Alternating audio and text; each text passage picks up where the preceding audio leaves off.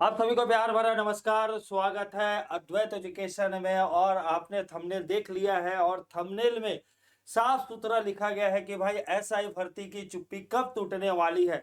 क्योंकि आप सभी को पता है कि हम जब भी वीडियो बनाते हैं यहाँ किसी भी मीडिया संस्थान में हम लोग जब भी वार्तालाप करते हैं तो दो क्वेश्चन सबसे अधिक आता है। एक तो शिक्षा कर्मी भर्ती सर कब आ रही है, और दूसरा एसआई भर्ती के लिए क्या आपको इन्फॉर्मेशन है। तो पहली बात तो ये है कि जितना आपको पता है लगभग लगभग उतना ही पता है।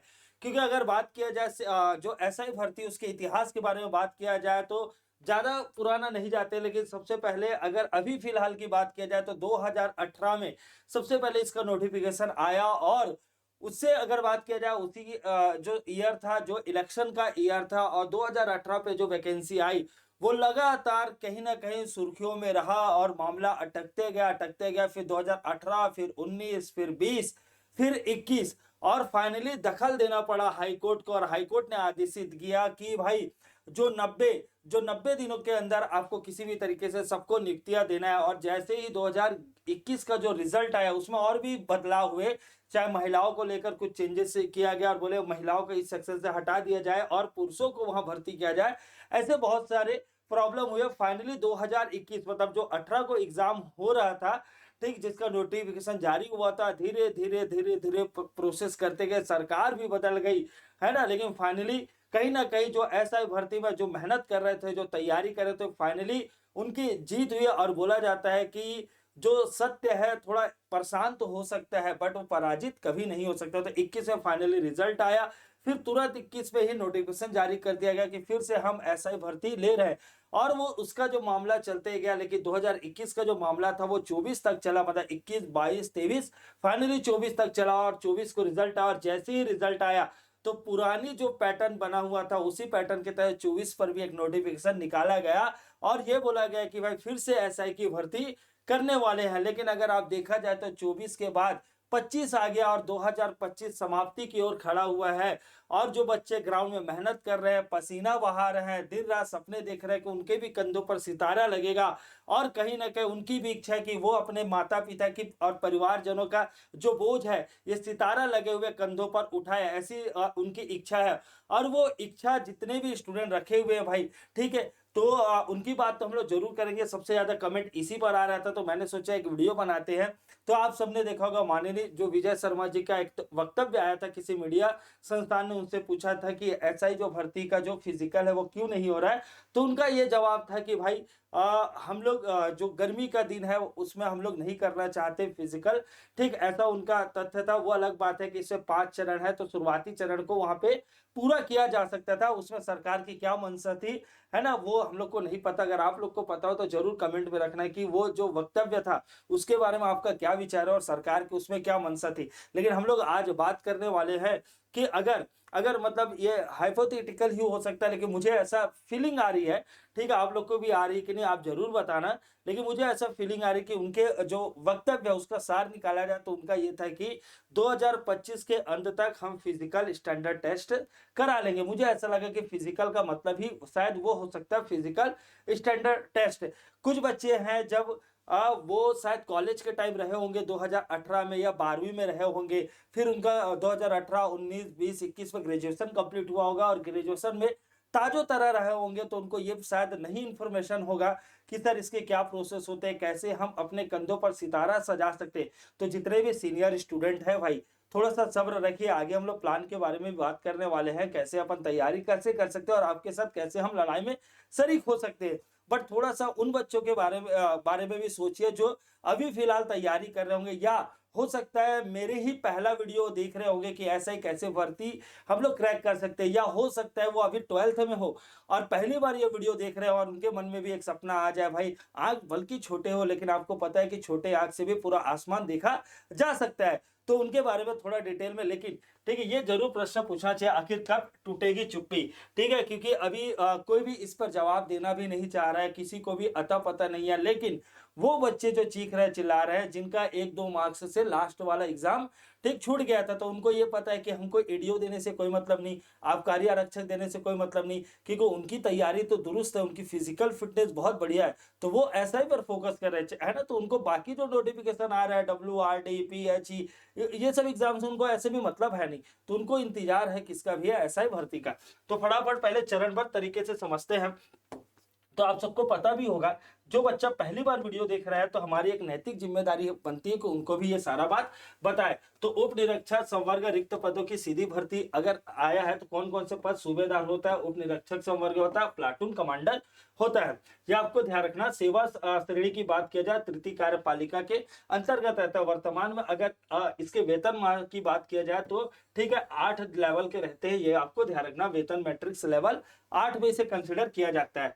शैक्षणिक अर्हता की बात किया जाए तो उप निरीक्षक ठीक है, उप निरीक्षक या है ना, उप निरीक्षक के शासन द्वारा मान्यता प्राप्त विश्वविद्यालय से आपको क्या होना चाहिए, स्नातक होना चाहिए। इसीलिए मैंने बताया कि 2018 पे अगर कोई बच्चा 12th कर रहा होगा तो उनका ग्रेजुएशन लगभग हो गया होगा, या उसी के समकक्ष कोई और कोर्स रहेगा। तो अगर पर्टिकुलर आप कंप्यूटर के फील्ड में या साइबर क्राइम के फील्ड में जाना चाहते हैं तो शासन द्वारा किसी मान्यता प्राप्त विश्वविद्यालय से कंप्यूटर एप्लीकेशन BCA कर सकते हैं या BSc कर सकते हैं। कंप्यूटर पर आपको स्नातक होना जरूरी है, उसी के समकक्ष भी आप है ना कर सकते हैं। जैसे फॉर एग्जाम्पल किसी ने CS लेकर इंजीनियरिंग किया हो तो इसकी बात किया जा रहा है। उप निरीक्षक सर जो अंगुल चिन्ह है एवं है ना, उप निरीक्षक जिसे प्रश्नाधीन दस्तावेज पद पर शासन द्वारा मान्यता किसी विश्वविद्यालय से गणित ठीक है, भौतिक शास्त्र या रसायन शास्त्र या स्नातक की उपाधि या उसके सब कक्षा अगर कोई आपके पास डिग्री है तो आप जरूर अप्लाई कर सकते हैं। तो ये आपको समझ में आ गया होगा। आगे बढ़ते हैं।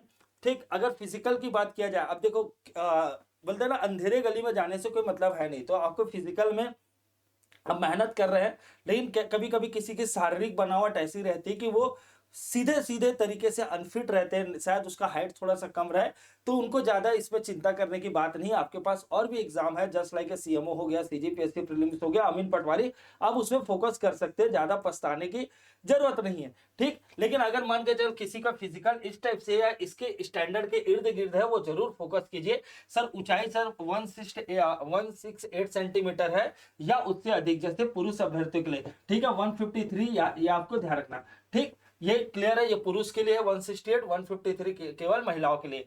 चेस्ट की बात किया जाए 81 होना चाहिए, और क्या है फुलाने के बाद ठीक है 86 होना चाहिए, मतलब 5 का ग्रोथ होना चाहिए, ये पुरुषों के लिए है, ये भी आपको ध्यान रखना।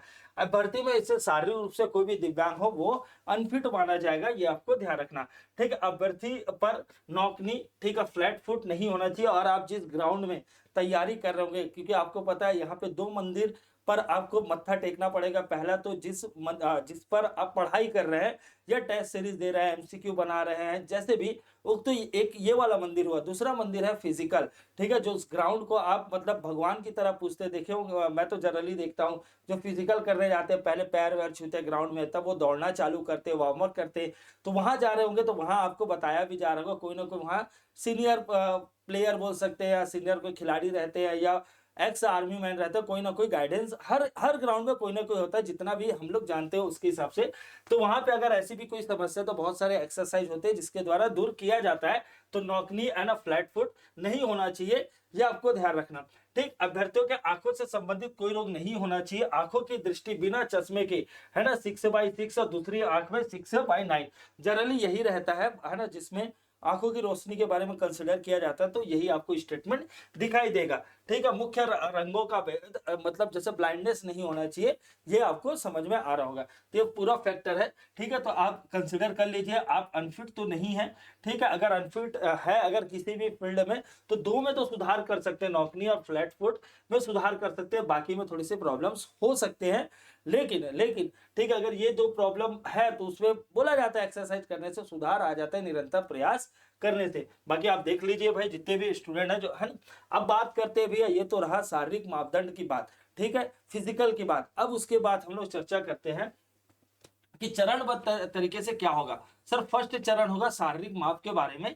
इसी में मैं देखा कि वो जो वक्तव्य आया था, तो बहुत सारे बच्चों ने मुझे रील्स भी भेजा और कमेंट किए कि सर फिजिकल पहले होगा कि स्टैंडर्ड टेस्ट पहले होगा, तो आपको बताना चाहे फिजिकल स्टैंडर्ड टेस्ट पहले होता है, ये आपको ध्यान रखना। और दो लंबे कूद और दौड़ ये सब बाद में होता है, ठीक। अलग अलग, जैसा अब आबकारी आरक्षक की बात किया जाए तो उसमें पेपर पहले हुआ है और उसमें फिजिकल तो है नहीं, केवल है क्या है, फिजिकल स्टैंडर्ड टेस्ट है, ये आपको ध्यान रखना, ठीक है। आबकारी आरक्षक में तो सब एग्जाम के अलग अलग पैटर्न होते हैं। तो ये आपको शारीरिक माप की बात किया जाए, भर्ती को दस्तावेज की जांच की जाएगी शारीरिक माप का बांध के साथ, है ना, जो फिजिकल स्टैंडर्ड टेस्ट है जिसमें हाइट और चेस्ट ये सबको देखा जाएगा, ठीक है। समझ आ रहा है, ये जो शुरुआती जो चीज है वो क्या है, फिजिकल स्टैंडर्ड टेस्ट है, उसी के लिए बताया गया, तो ये सब वहां देखा जाएगा, ये आपको ध्यान रखना। चलो आज बात करते हैं, 2 पेपर होने हैं, ठीक है। इसमें भी प्री होता है, ठीक, और एक रहता मेंस, लेकिन वो सीजीपीएससी वाले प्री मेंस के जैसा नहीं होता, ये आपको ध्यान रखना है ना। बहुत लोग धोखा खा जाते हैं, इसका सब्जेक्टिव होगा ऑब्जेक्टिव होगा, तो आपको एकदम क्लियर कट बताना चाहता हूँ। प्रारंभिक जो लिखित परीक्षा होगी 300 अंक के होंगे, 2 घंटे आपको समय दिया जाएगा, 2 घंटे समय दिया जाएगा, ये आपको ध्यान रखना, ठीक है। 300 अंक के होंगे, मतलब 150 प्रश्न होने वाले। इसका सिलेबस अभी आगे चर्चा करेंगे कितने, ठीक है, लेकिन आप मोटा मोटी ये समझ लीजिए कि पहला प्री होगा। प्री में आपको अच्छा स्कोर करना है, क्योंकि कट ऑफ को क्रॉस करने के बाद, लगभग, ठीक है। अब वो तो देखेंगे पोस्ट कितना आ रहा है, लेकिन अभी जिस हिसाब से पोस्ट आया उसके हिसाब से तो आपको कहीं ना कहीं 1500 के आसपास तो होना ही चाहिए आपका रैंक, ठीक है, ये आपको ध्यान रखना। अब उसके बाद OMR पर आधारित क्या होगा, जब मुख्य परीक्षा होगी, है ना, ये प्रथम चरण की लिखित परीक्षा इसे बोला जाता है। पहला होगा प्रारंभिक परीक्षा, ठीक है, जो उसे क्लियर कर लेगा तो उसे मुख्य परीक्षा में बैठने का मौका मिलेगा, ठीक। मुख्य परीक्षा में क्या क्या पेपर होंगे उससे भी समझ लेते हैं।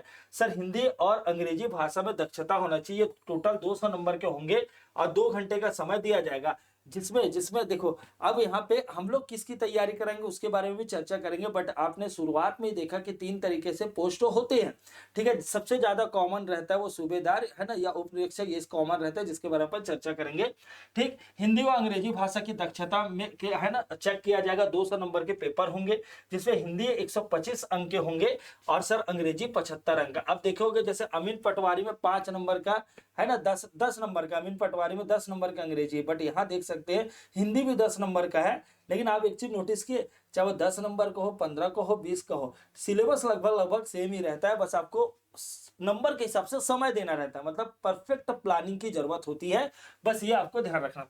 सर सामान्य ज्ञान और सामान्य अध्ययन ये भी 200 नंबर के, मतलब अब पॉइंट समझ में आ रहा है, जितना हिंदी का वजन है, ठीक है, जितना हिंदी और अंग्रेजी का वजन है उतना ही जीएस सेक्शन का वजन है भाई। इस चीज को आप बहुत ही गहराई से समझना पड़ेगा। 2 घंटा का समय रहेगा, ये भी क्या है, सभी अभ्यर्थियों के लिए, मतलब कुछ स्पेसिफिक पोस्ट के लिए स्पेसिफिक सिलेबस होता है, बट ये क्या है, जो 3 है वो कॉमन है। एप्टीट्यूड टेस्ट की बात किया जाए, ये भी 200 अंक के रहेंगे, 2 घंटे के रहेंगे, और ये भी क्या है, सभी के लिए अनिवार्य रहेगा। इसके सिलेबस के बारे में खैर अपन चर्चा करेंगे, और किसी को भी ये पीडीएफ चाहिए होगा, ठीक है, तो हमारे एप्लीकेशन में जाएंगे तो आपको, है ना, वहां पे डाउनलोडेड दिखाया देगा, तो आप उसमें भी जाकर देख सकते हैं, ठीक। उसके बाद जो विज्ञान रहेगा, गणित भौतिकी रसायन, ये भी 200 नंबर के रहेंगे, 2 घंटे का टाइम दिया रहेगा, लेकिन ये किसके लिए रहेगा, केवल उप निरीक्षक, है ना, जो अंगुल चिन्ह वाले रहेंगे या प्रश्नाधीन दस्तावेज पदों के लिए यह अनिवार्य रहेगा। तो ये जो 3 है वो सबके लिए कॉमन रहेंगे, ये आपको ध्यान रखना। और ये जो है स्पेसिफिक उप निरीक्षक अंगुल चिन्ह प्रश्नाधीन के लिए रहेगा, ये आपको समझ में आ रहा होगा। इसके बाद कंप्यूटर से रिलेटेड, जैसे बीएससी, है ना, सीए, है ना, अब बीसीए की बात कर रहे थे, कंप्यूटर विज्ञान परीक्षा 200 नंबर की रहेगी, जिससे उप निरीक्षक कंप्यूटर, ठीक है, उप निरीक्षक साइबर क्राइम के पदों के लिए, ठीक है, अनिवार्य रहेगा, ये आपको ध्यान रखना। सर अब इससे क्या है, ये तो समझ आ गया कि एक सूबेदार का पोस्ट होने वाला है, फिर उप निरीक्षक का पोस्ट होने वाला है, फिर जिसमें अंगुल अधिकारी रहेगा, और दूसरा, ठीक है, दूसरा क्या होने वाला है भाई, कंप्यूटर से रिलेटेड होने वाला है। सर अब पृथक चयन सूची कैसे आते हैं, प्रथम चरण के लिखित परीक्षा से प्राप्त अंक को जोड़कर पृथक से उप निरीक्षक, ठीक, उप निरीक्षक विशेष शाखा के लिए, उप निरीक्षक, ठीक है, अंकुल चिन्ह के लिए या प्रश्नाधीन दस्तावेज के लिए, तथा उप निरीक्षक कंप्यूटर या साइबर क्राइम के लिए, ठीक है, एक, है ना, ये आपको ध्यान रखना। कुल 3 पृथक पृथक क्या मेरिट लिस्ट रेडी किया जाएगा, क्योंकि आप देखें ना, पेपर भी तो अलग है, 3 तो कॉमन है, बट अगर आप स्पेसिफिक पोस्ट की तैयारी कर रहे हैं तो आपको एक्स्ट्रा एग्जाम देना पड़ेगा, इसलिए आपको ध्यान रखना इनमें से, ठीक है, जो भी जितना भी पद आएगा उसका 5 गुना, है ना, जो रहेंगे उनको बुलाया जाएगा फिजिकल के लिए, ठीक है। शारीरिक दक्षता परीक्षा की बात करते हैं, द्वितीय चरण में होने वाला जो 300 अंक का होगा टोटल, जिनमें से लंबी कूद 60 अंक का, सर ऊंची कूद 60 अंक का, सर गोला फेंक 60 अंक का, 100 मीटर दौड़ 60 अंक का, ठीक है, और सर ये आपको ध्यान रखो 1.5, ठीक है, किलोमीटर या 1500 मीटर की दौड़ रहेगी, वो क्या रहेगा 60 अंक का रहेगा। अगर टोटल किया जाए तो कितने नंबर का, 300 अंक का। तो देखो अब यहाँ पे फिजिकल भी इंपॉर्टेंट है और फिजिकल 50% है, समझ लीजिए। अगर मैं मतलब सूबेदार की बात किया जाए तो टोटल 600 नंबर का है, 600 नंबर में, और ये कितना 300 नंबर का है, ठीक है, ये समझ में आ रहा है। मतलब ये भी जो फिजिकल है 50% है ना, जो नंबर है उसको कवर कर रहे हैं।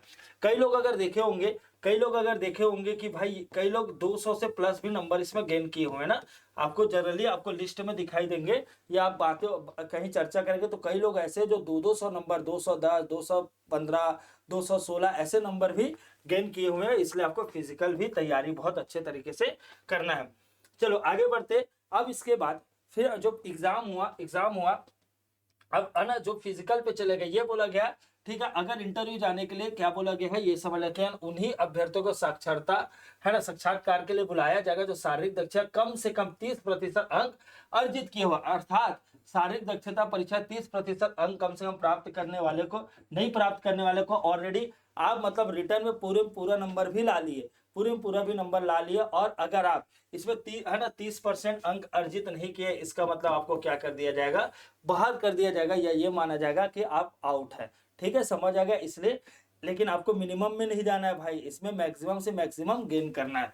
ठीक, द्वितीय चरण की बात किया जाए तो 100, ठीक है, 100 अंक के रहेंगे। ठीक है, ये आपको ध्यान रखना। अब इसमें तो डिपेंड करता है आप कैसे बात करते हैं, कैसे टॉक करते हैं, सामने वाले को आप कितना अपने बातों से सेटिस्फाई कर सकते हैं, तो इसके आधार पर ये नंबर दिए जाते हैं। 10 अंक बोनस दिया जाएगा अगर आप राष्ट्रीय अंतरराष्ट्रीय स्तर पर खेलकूद में, ठीक है, प्रवीणता है, तो आपको क्या दिया जाएगा भाई, ठीक, क्या दिया जाएगा, आपको बोनस अंक दिया जाएगा।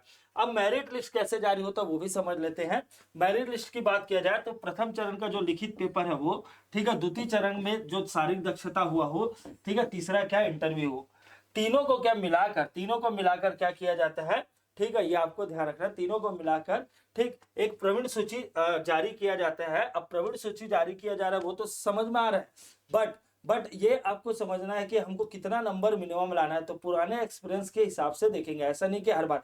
हाँ, एक बात और समझ लेना कि जो ये ऑब्जेक्टिव है ना, जो ऑब्जेक्टिव है, ठीक, उसमें क्या माइनस मार्किंग नहीं होता। ये जैसे अभी पुलिस भर्ती भी हुई ना, तो देखे ना, उसमें निगेटिव मार्किंग नहीं था, है ना, निगेटिव मार्किंग नहीं था, ये आपको ध्यान रखना। ठीक है, इस चीज को आप नोटिस करना। क्लियर है भैया? चलो, लेकिन पेपर आपको बहुत अच्छा बनाना है।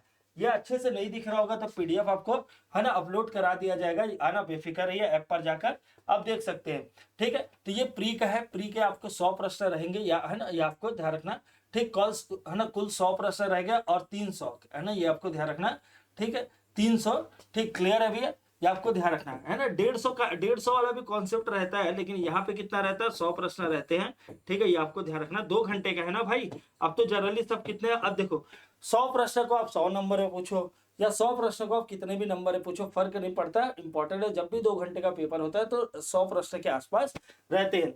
इसका डिजाइन कैसे होगा ये आप ध्यान रखना। सामान्य अध्ययन के लिए 35 प्रश्न रहते हैं। छत्तीसगढ़ के लिए कितना रहेगा, 25 रहेगा। नंबर को मत देखो ना, नंबर को छोड़ दो, क्वेश्चन की संख्या बस ध्यान रखें। अब वो 1 नंबर का हो, 2 का हो, 3 का, उससे क्या फर्क पड़ता है ना। ठीक है, आप नंबर को मत देखिए, बस क्वेश्चन की संख्या को देखिए। सब 35 क्वेश्चन किसका वजन है, इंडियन जीएस का। 25 क्वेश्चन किसका है, सीजी का है। कंप्यूटर की जानकारी कितना, 5 प्रश्न है। ठीक है, ये आपको ध्यान रखें। कंप्यूटर की जानकारी के लिए कितना प्रश्न है, 5 प्रश्न है। सर मानसिक योग्यता चेक करने के लिए भाई 10 प्रश्न दिया गया है। गणित के लिए कितना दिया गया है, 10 प्रश्न दिया गया है। ठीक है, हिंदी के लिए कितना दिया गया है, 10 प्रश्न दिया गया है, और सामान्य अंग्रेजी के लिए 5। इसका मतलब क्या है कि सामने जो पेपर मतलब मेंस पेपर होने वाला है उसी का जो निचोड़ बोल सकते हैं, ठीक है, या उसका जो सार है वो कहाँ दिया गया है, यहाँ पे दिया गया है। ठीक है, वो अलग बात। अब देखो ये तो कॉमन रहेगा, इसलिए इसमें थोड़ा कंप्यूटर भी दे दिया है, अंग्रेजी भी दे दिया है, हिंदी भी दे दिया है, और जीएस भी दिया हुआ है। ये अच्छी बात है, ये अच्छी बात है। ठीक है, चाहे मैथ्स से में आपको डर लगता हो ना लगता हो, लेकिन मैथ्स का नंबर थोड़ा कम है। ठीक है, जीएस पे आपको अच्छे से फोकस करना पड़ेगा। ये तो प्रीलिम्स की बात रहे, अब बारी है, ठीक है, बारी है मेंस की बात करते हैं। तो मेंस में क्या है, मेंस में अगर आप देखेंगे, मेंस आप देखेंगे तो ये हिंदी दिखाई दे रहा है। ठीक है, ये 125 नंबर का। अंग्रेजी है जो 75 नंबर का। ठीक, सामान्य ज्ञान ये है, आपको ध्यान रखना, जिसमें सामान्य, ठीक, सामान्य विज्ञान रहेगा, स्वतंत्रता के पश्चात भारत रहेगा, ठीक है, अर्थशास्त्र रहेगा, भारतीय राजनीति इतिहास रहेगा, सामान्य ज्ञान, करेंट अफेयर, छत्तीसगढ़ का मतलब ये छत्तीसगढ़ जीएस का पार्ट रहेगा। ये सब मिलाने से कितना बनेगा, 200 नंबर का। मतलब आप समझ रहे, यहाँ हिंदी का भी दबदबा है भाई। हिंदी अकेले 175 मतलब 125 नंबर का है, 75 नंबर का अंग्रेजी है, और ये पूरा जीएस मिलाकर 200 नंबर का है। तो आपको पहले सिलेबस पता होना चाहिए, सिलेबस के हिसाब से प्लान बनाना चाहिए। ये बात आपको समझ में आ रही होगी। ठीक, उसके बाद क्या एप्टीट्यूड टेस्ट भी है, यह आपको ध्यान रखना। एनालॉजी भी है ना, कोडिंग डिकोडिंग भी है, क्लासिफिकेशन भी है, श्रृंखला भी है, सारा कुछ यहाँ पे दिया गया है, ये आपको ध्यान रखना। क्लियर है भाई? चलो, इसके बाद ऑर्डर, रैंकिंग है, दिशा है, डायरेक्शन है, तो ये आप जो बेसिक रहता है रीजनिंग का वो सिलेबस है। फिर आपको ध्यान रखना है इसमें, तो ये अब ये देखो 3 पेपर हो गए, एक तो भाषा के आधार पर, ठीक है, जीएस के आधार पर, सर तीसरा है एप्टीट्यूड टेस्ट। ये 600 नंबर के रहेंगे, ये आपको ध्यान रखना। अगर आप आगे की तैयारी नहीं कर रहे हैं, फिजिकल आपका 300 नंबर का रहेगा, इंटरव्यू कितना रहेगा 100 का, मतलब टोटल कितने होगा भैया, 1000 नंबर के हो गए। अब आगे आगे कुछ और भी तैयारी कर रहे हैं, जिसमें से प्रश्नाधीन हो गया है ना, जो अंगुल जो निरीक्षक है उसके बारे में, कंप्यूटर के बारे में, तो उसके लिए अलग से सिलेबस है। बट मैं वो वाला सिलेबस डिस्कस इसलिए नहीं कर रहा हूँ क्योंकि हम वो तैयारी नहीं करा रहे हैं। हम सिर्फ तैयारी, चाहे वो फ्री हो, पतवार की सीरीज में हो या किसी और तरीके से हो, तो हम सिर्फ इसकी तैयारी करा रहे हैं। बाकी आपको बाकी सिलेबस के बारे में आपको पीडीएफ ऐप पर दिया गया है, वहां जाके डाउनलोड कर सकते हैं। टेलीग्राम में भी आप जुड़ सकते हैं। नंबर जो आप देखे होंगे हमारे वेबसाइट में फ्लैश हो रहे हैं, उसको भी आप क्या कर सकते हैं, ठीक, नंबर में भी आप मैसेज करेंगे, आपको मिल जाएगा। चलो, तो ये अलग से, ठीक है, साइबर क्राइम के लिए है, ये आपको ध्यान, इसकी तैयारी हम लोग नहीं कर रहे हैं, इसलिए मैं सिलेबस के बारे में चर्चा नहीं कर रहा हूँ। अगर कटअप की बात किया जाए तो ये कब का है सर, 2021 की जो प्रवीण सूची आई थी उसका है। तो अगर आप देखेंगे पुरुष वर्ग के बारे में बात करेंगे तो 1000 में सर 661 है ना, 661., ठीक है, 286। ये 286 भी बहुत बड़ा खेल करता है, जैसे एडीओ में देखे होंगे, है ना, मतलब 76 नंबर में 111 लोग हैं, 75 नंबर में 151 लोग हैं, 74 नंबर में 117 लोग हैं। तो भाई ये जो नंबर की बहुत बड़ी वैल्यू है, अगर कोई जानता है इस नंबर के वैल्यू के बारे में, फटाफट कमेंट कीजिए। हाँ सर, मेरा 1 नंबर से पेपर नहीं हो पाया था, मेरा 2 नंबर से नहीं हो पाया था। अगर आपके पास है ना ऐसी कोई कहानी है, या मान के चल आप उस चीज से गुजर चुके, तो आप जरूर कमेंट करके बताएं कि 1 नंबर की कीमत आप क्या जानते हैं। ठीक है, ये आपको ध्यान रखना। कई लोग ऐसे बोलते हैं 1 क्वेश्चन विलोपित होगा, क्या फर्क पड़ा, अरे भाई 1 नंबर की कीमत आप क्या जानो। ठीक है, जो बच्चा उससे गुजर चुका है वो जानता है। तो देखो, मैं बाकी का डिस्कस नहीं कर रहा हूँ, आप पीडीएफ में जाके आप देख सकते हैं, कहीं कोई दिक्कत वाली बात नहीं, इसलिए मैं डिस्कस नहीं कर रहा हूँ, क्योंकि आपका फोकस जैसे यूआर पे होना चाहिए, तो भाई मेन है यूआर पे होना चाहिए। अगर उसमें सिलेक्शन नहीं हुआ, तब आपको क्या है ना, जो आरक्षित वर्ग है उसके बारे में चिंतन करना चाहिए। तो आप पहले तो इसको ध्यान दीजिए। चलो आगे, सर हम लोग क्या कर रहे हैं, ये भी बहुत बड़ा पॉइंट है। तो हम लोग क्या कर रहे हैं भाई, पतवार सीरीज है ना, पतवार सीरीज लगातार चल रहा है। ठीक है, हमने जैसे प्रॉमिस किया था 365 दिन, ठीक है, फेस्टिवल नहीं रहता तो हमको इन्फॉर्मेशन वीडियो अपलोड करते हैं, लेकिन लगातार ये सर कैसा चल रहा है, फ्री चल रहा है भाई। ठीक है, फ्री चल रहा है। सर इसका पीडीएफ देते हो क्या? हाँ देते हैं। अगर ऐप में जाएंगे तो आपको पीडीएफ ही दिखाई देगा। सर इससे तैयारी अभी फिलहाल किसकी तैयारी होगी? जीएस की, क्योंकि प्री भी इंपॉर्टेंट है।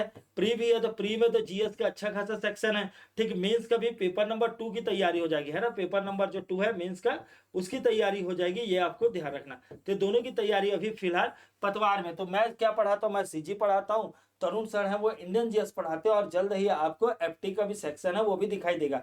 जो हिंदी वाला जो मेंस का पोर्शन है, अभी प्री में तो उतना खास उसका वेटेज नहीं है, बट आप अगर देखेंगे आपको सिलेक्शन पाना है तो प्री, मेंस और फिजिकल और इंटरव्यू को छोड़ भी देते हैं। चलो ये 3 जो सेक्शन है उसे बहुत दुरुस्त रहना पड़ेगा, तीनों में बैलेंस बना के चलना पड़ेगा। आप किसी एक पर भी जोर दे रहे हो और दूसरे पर ध्यान नहीं दे रहे हो तो दिक्कत हो सकता है। बट आप एक चीज ध्यान रखना कि जैसे मान के प्री में जीएस सेक्शन ज्यादा है, तो आप पहले मेंस की तैयारी कीजिए, भाषा की भी तैयारी कीजिए, बाकी जो भी चीज है उसकी तैयारी करते रहिए। फिर प्री के लिए क्या कीजिए, जब भी उसका टाइम आता है, टाइम टेबल आता है, तो प्री से पहले फिर 1 महीना क्या है, आप रेशियो के हिसाब से कीजिए। फिर जीएस को ज्यादा टाइम दीजिए, मैथ्स और जैसे इंग्लिश हो गया उसको कम नंबर, क्योंकि प्रश्न कम आएंगे तो कम समय दीजिए। लेकिन अभी आपको मेंस के हिसाब से भी तैयारी करना है। ठीक है, अब कंप्यूटर वाला मान के चलो, आप सूबेदार कंप्यूटर नहीं पढ़ा, इसका मतलब कि कुछ भी पढ़ के नहीं जाना है, ऐसा नहीं है। बेसिक आपको क्या है पता होना चाहिए, क्योंकि वहां से भी नंबर आपको क्या है अच्छा खासा उठाना है प्रीलिम्स के लिए। ठीक है, तो ये समझ आ गया। अब रही बात है ना, फ्री वाली बात तो हो गई। अगर कोई सिस्टमेटिक तरीके, फिर से बता रहा हूँ, अगर आप कम नंबर से चुके हैं, आपका सिलेक्शन ऑलरेडी आप नजदीक आ चुके हैं, तो भाई आपको ये, ठीक है, ये सब कोर्स वोर्स के पीछे नहीं भागना चाहिए। आप बस हमारे साथ जुड़िए, फ्री जो सेशन चल रहा है उसमें जुड़े रहिए, हमारे यूट्यूब चैनल को फॉलो करते रहिए, ठीक है। ये आपको ध्यान रखना है, कई चीजों का हम इंटरेस्टिंग तरीके से बताएंगे। जैसे फॉर एग्जांपल अभी अगर संडे को देखेंगे तो है ना, नया नया टॉपिक अभी देख रहे हैं। इंग्लिश ने भी, इंग्लिश का जो देख रहे हैं ना, रिकॉर्डेड वीडियो भी फ्री में अपलोड किया जा रहा है। अगर आप बढ़िया रिस्पॉन्स देंगे, अच्छा रिस्पॉन्स देंगे, तो पूरा कोर्स भी वहीं करा देंगे। आप परेशान, लेकिन रिस्पॉन्स अच्छा होना चाहिए। नहीं होगा तो भाई हम ऐप पर डाल देते हैं। लेकिन अभी देख रहे हैं लगातार है ना, इंग्लिश का भी वीडियो जाते जा रहा है। वैसे ही सारे सब्जेक्ट का धीरे धीरे हम लोग वीडियो भी अपलोड करते रहेंगे। तो ये फ्री वाली बात है। अगर किसी को सर मेरा ध्यान नहीं लगता, मैं फ्री में आता हूँ तो दूसरा रील्स देखने लग जाता हूँ, दूसरा वीडियो देखने लग जाता हूँ, तो भाई रिक्वेस्ट है, आपको कुछ नहीं करना है, ठीक है। अगर अमित पटवारी की तैयारी कर रहे हैं, 999 में कोर्स है। और सर अगर ऐसा की तैयारी करना चाहते हैं, सीजीपीएससी और सीएमओ के किसी भी एग्जाम की तैयारी करना चाहते हैं, अलग अलग कोर्स लेने की जरूरत नहीं है। एक ही कोर्स में आपको तीनों सेक्शन कवर अप करा दिया जाएगा। और जो चीज मैक्सिमम रहेगा, फॉर एग्जाम्पल हिंदी का पोर्शन ज्यादा आने वाला है, तो अलग से हिंदी का फोल्डर बना रहेगा, उसमें आपको ज्यादा दम लगाना पड़ेगा एसआई पर, है ना। और जिसको मान के चल कोई और एग्जाम दे रहा था, हिंदी का कम लेक्चर देखना और क्या, ठीक, ये समझ में आ रहा है। लेकिन सबसे महत्वपूर्ण बात है, अगर आप देखोगे तो ना, अभी हमारे चैनल फ्लैश होना चालू हो चुका है। लास्ट इस ऑफर का 24 घंटा बचा हुआ है, ठीक है। इसका रेट एकदम बढ़ के भाई 10-20 हजार नहीं हो जाएगा, इसका रेट बढ़कर मात्र क्या हो जाएगा, है ना, 1999 हो जाएगा। तो आप बाद में भी बाई कर सकते हैं। लेकिन अभी जैसे अगर किसी को ऑफर का फायदा उठाना है, तो देखेंगे 24 घंटे के भीतर आप इस कोर्स को परचेज कर सकते हैं और हमारे साथ जुड़ सकते हैं। बाय द वे, है ना, बाय द वे, आपको है ना, आपकी तैयारी बहुत बढ़िया है, तो ये सब में जुड़ने की जरूरत नहीं, हमारे साथ पतवार सीरीज में ही बने रहिए। क्लियर है? तो भाई ये आपको समझ में आ गया, है ना। नंबर अब देखो, बाकी अन्य वीडियो में हमारा नंबर फ्लैश होता है।